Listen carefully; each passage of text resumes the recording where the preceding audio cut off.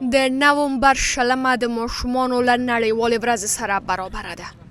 10 کلن صبغت الله هغه ماشوم دی چې نیمه ورځ په موټر شوی کې کار کوي. وايي لیواله دی چې ډېر درس ووایي څو راتلونکي کې ټولنې ته خدمت وکړي.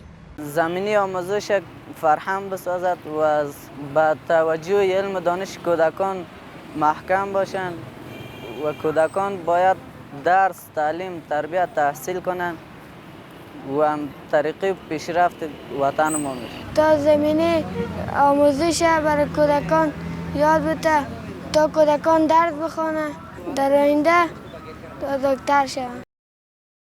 په همدې حال کې د کار او ټولنیزو چارو وزارت وايي دغه وزارت ماشومانو څخه ملاتړ ته ژمن دی. د دې وزارت مسؤلین ټینګار کوي چې په ټولو ولایتونو کې له ماشومانو څخه د ساتنې کمیټو د فعالیت په پایله کې د 45,000 زیانمنو او کارګرو ماشومانو دوستیو ته رسیدنه شوې ده.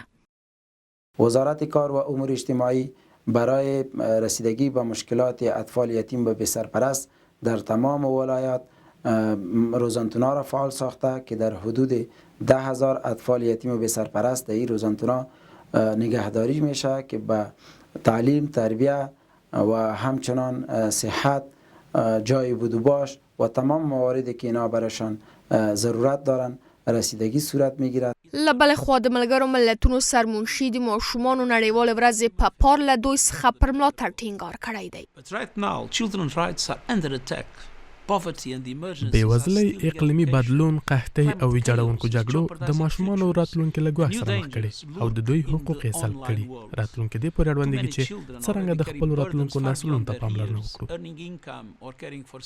د ماشومانو د حقونو فعالین باور لري چې د ماشومانو درنو کارونو څخه مخنیوي لپاره اړتیا ده څو له دوی څخه لا ډېر ملاتړ وشي او ورته د زده کړې زمینه برابره شي.